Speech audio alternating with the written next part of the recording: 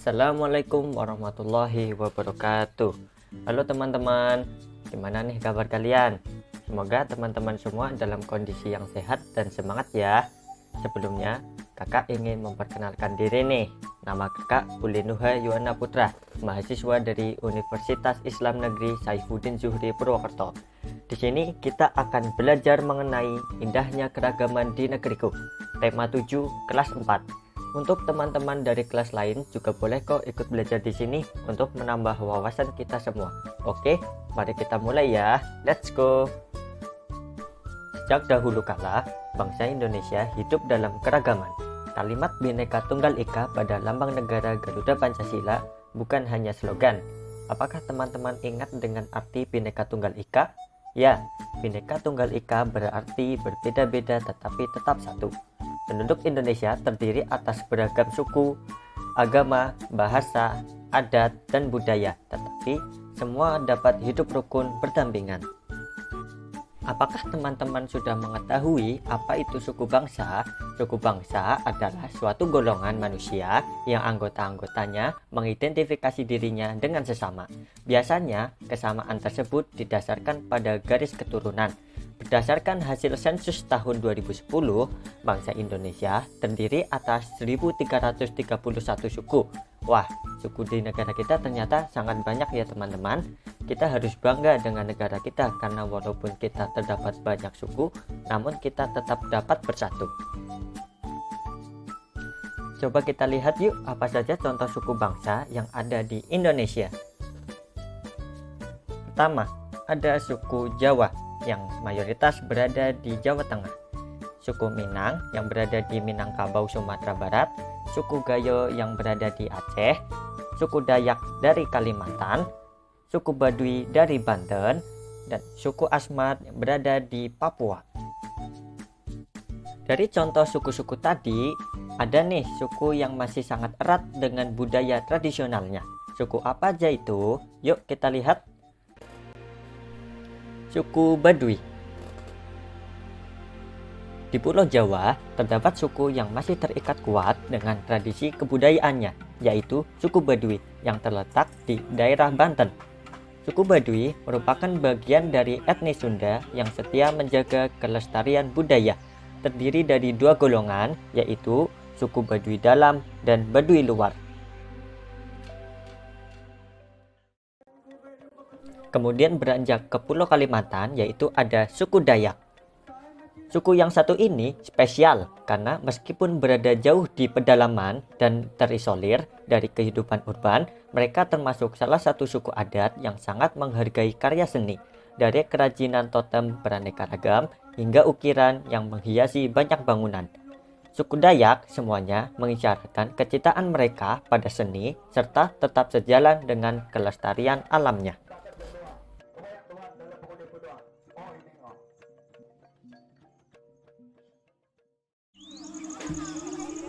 Suku Asmat sebagai suku terbesar di Papua. Suku Asmat juga spesial karena menurut keyakinan mereka, nenek moyangnya merupakan titisan dewa. Saking keramatnya, suku ini, budaya mereka dianggap tinggi dan sangat dihormati. Selain itu, suku Asmat juga sangat dihormati karena keahliannya dalam seni ukir. Banyak kreasi seni tinggi yang dihasilkan oleh suku ini bercerita mengenai kisah leluhur suku Asmat.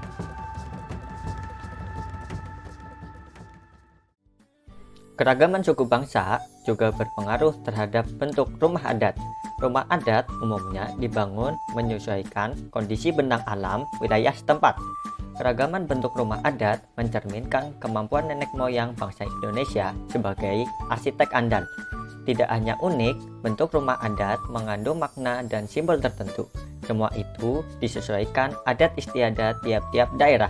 Yuk kita lihat ada rumah adat apa saja yang ada di Indonesia. Rumah panggung dari Jambi, rumah gadang dari Sumatera Barat, rumah tongkonan dari Sulawesi Selatan, rumah joglo dari Jawa Tengah, rumah lamin dari Kalimantan Timur, dan rumah honai dari Papua. Oke, kita lanjut ke tari daerah. Setiap daerah memiliki kekayaan kesenian yang berbeda-beda. Kesenian daerah ditunjukkan dalam bentuk tarian, musik, lagu, upacara adat, dan seni pertunjukan. Seni tari yang berkembang di Indonesia begitu banyak dan beragam. Tarian daerah menggambarkan tradisi dan tata cara kehidupan penduduk di suatu daerah. Tarian biasanya menjadi ciri khas pertunjukan pada upacara adat atau peristiwa penting. Yuk kita lihat beberapa video tari daerah. Tari Saman dari Aceh.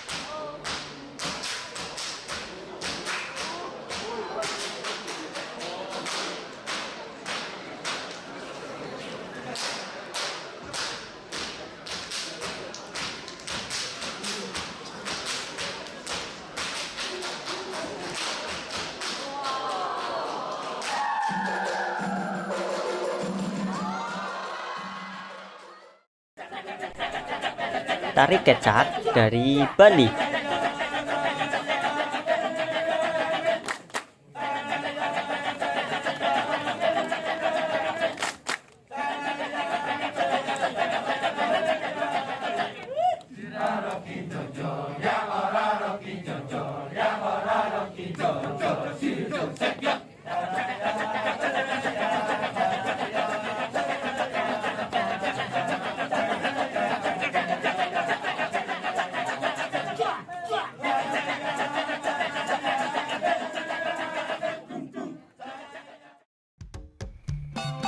Tari Piring dari Sumatera Barat.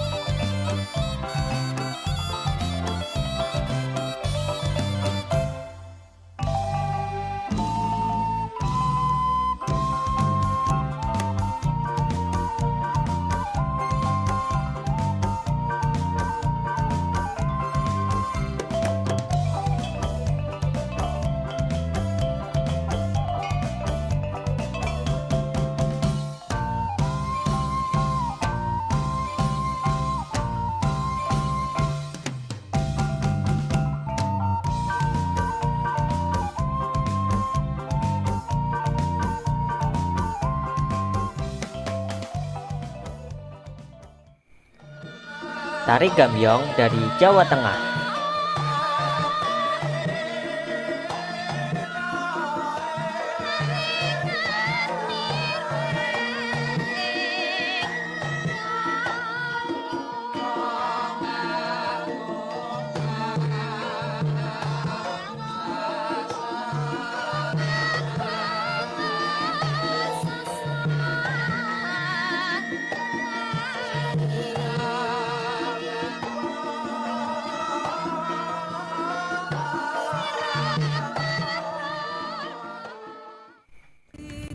Tari Kipas dari Sulawesi Selatan.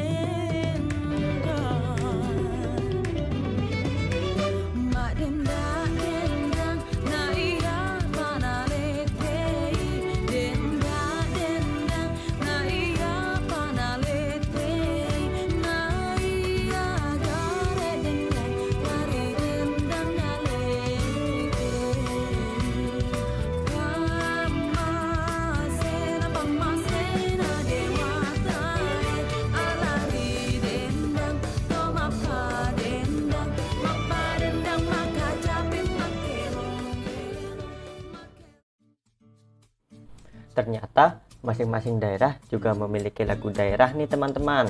Pasti teman-teman sudah tidak asing kan dengan lagu daerah.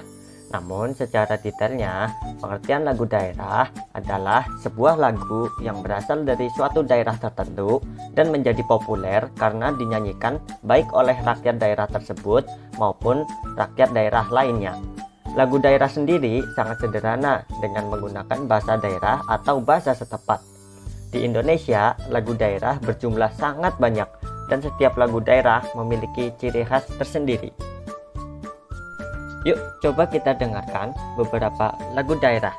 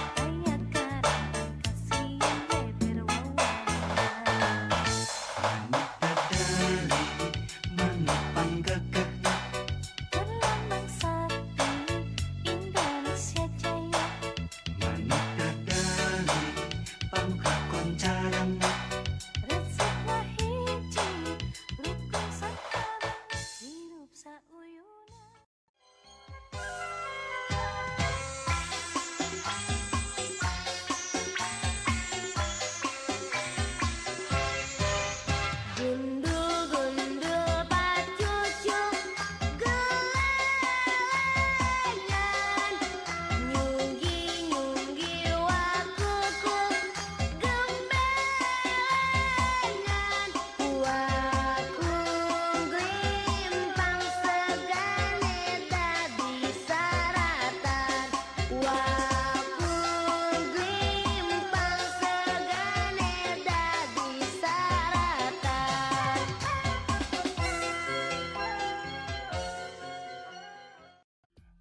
Ampar-ampar pisang, pisangku berumatan, masak tinggi di burung bari-bari, masak tinggi di burung bari-bari, mangga lepak, mangga lepong, patah kayu bengkok, bengkok dimakan api, apinya celangkupan, bengkok dimakan api, apinya celangkupan.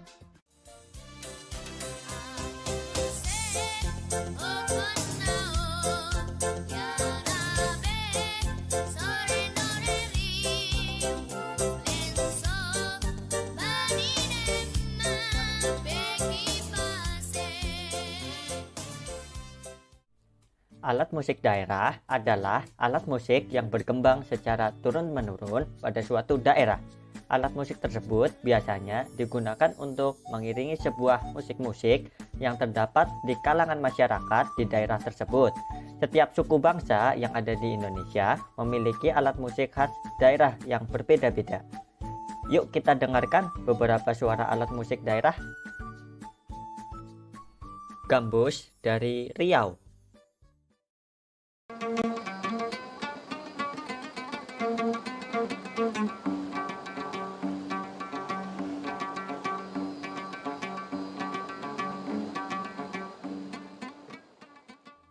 Kemudian ada Tehyan dari DKI Jakarta.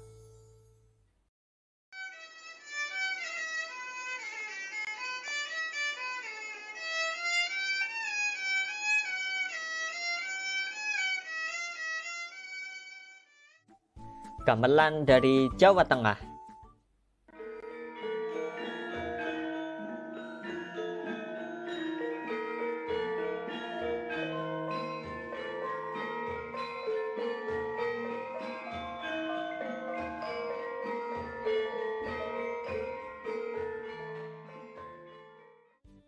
Angklung dari Jawa Barat.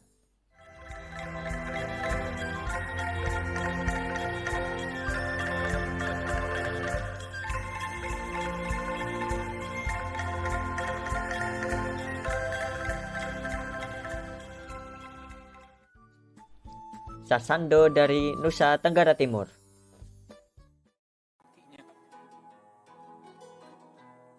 Nah, ini ada melodi, ada ritme, ada bass. Jadi kalau di Nafiri dari Maluku.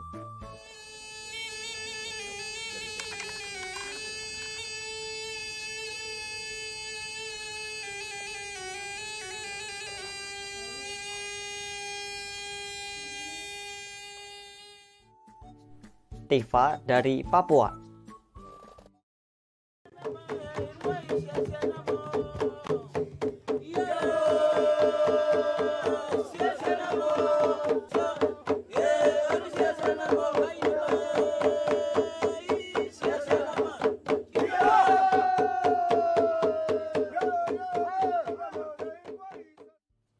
Setelah kita melihat beberapa suku bangsa beserta budayanya, apa sih yang menjadi faktor keragaman di Indonesia? Adakah hubungannya dengan kondisi wilayah Indonesia? Beberapa faktor yang menyebabkan terjadinya keragaman dalam masyarakat Indonesia antara lain: yang pertama yaitu letak strategis wilayah Indonesia. Letak Indonesia sangat strategis, yaitu berada di antara Samudra Hindia dan Samudra Pasifik. Indonesia juga berada di antara benua Asia dan benua Australia. Letak strategis tersebut menjadikan Indonesia berada di tengah-tengah lalu lintas perdagangan. para pedagang dari berbagai negara datang ke Indonesia. Mereka membawa agama, adat istiadat, dan kebudayaan dari negaranya. Banyak pendatang menyebarkan agama, adat istiadat, dan kebudayaan negaranya, baik dengan sengaja maupun tidak sengaja. Yang kedua yaitu kondisi negara kepulauan. Keadaan geografi Indonesia merupakan wilayah kepulauan yang terdiri atas 13.466 pulau. Banyaknya pulau di Indonesia menyebabkan penduduk yang menempati satu pulau atau sebagian dari satu pulau tumbuh menjadi kesatuan suku bangsa. Tiap-tiap suku bangsa memiliki budaya sendiri. Oleh karena itu, di Indonesia ada banyak suku bangsa dengan budaya yang berbeda-beda. Yang ketiga yaitu perbedaan kondisi alam. Negara Indonesia sangat luas. Tiap-tiap pulau dibatasi oleh lautan. Selain itu, Indonesia merupakan negara vulkanis dengan banyak pegunungan. Keadaan alam Indonesia mempengaruhi keanekaragaman masyarakatnya. Kehidupan masyarakat pantai berbeda dengan kehidupan masyarakat pegunungan. Masyarakat pantai lebih banyak memanfaatkan laut untuk mempertahankan hidupnya, yaitu dengan menjadi nelayan. Sebaliknya, masyarakat yang tinggal di lereng pegunungan memiliki upaya sendiri untuk mempertahankan hidupnya. Mereka lebih memilih mata pencaharian yang berkaitan dengan relief alam pegunungan, misalnya sebagai peternak atau petani sayur. Yang keempat yaitu keadaan transportasi dan komunikasi. Kemajuan dan keterbatasan sarana transportasi dan komunikasi dapat mempengaruhi perbedaan masyarakat Indonesia. Kemudahan sarana transportasi dan komunikasi memudahkan masyarakat berhubungan dengan masyarakat lain. Sebaliknya, sarana yang terbatas akan menyulitkan masyarakat dalam berhubungan dan berkomunikasi dengan masyarakat lain. Kondisi ini menjadi penyebab keragaman masyarakat Indonesia. Yang kelima yaitu penerimaan masyarakat terhadap perubahan. Keterbukaan masyarakat terhadap sesuatu yang baru, baik yang datang dari dalam maupun luar masyarakat, membawa pengaruh terhadap perbedaan masyarakat Indonesia. Masyarakat perkotaan relatif mudah menerima. Sebaliknya, masyarakat pedalaman sebagian besar sulit menerima sesuatu yang baru. Mereka tetap bertahan pada budaya sendiri dan sulit menerima budaya luar. Alhamdulillah, akhirnya kita sudah selesai belajar mengenai suku bangsa beserta budaya-budayanya. Untuk contoh lain dari suku bangsa, rumah adat, tari daerah, lagu daerah, dan alat musik daerah bisa teman-teman pelajari di buku tematik teman-teman ya, karena masih sangat banyak keragaman di Indonesia. Kakak hanya bisa mencontohkan beberapa keragaman saja. Semoga teman-teman bisa memahami pembahasan kali ini ya. Kakak harap teman-teman dapat menambah wawasan dari pembahasan ini. Oke, sekian dari kakak. Terima kasih. Wassalamualaikum warahmatullahi wabarakatuh.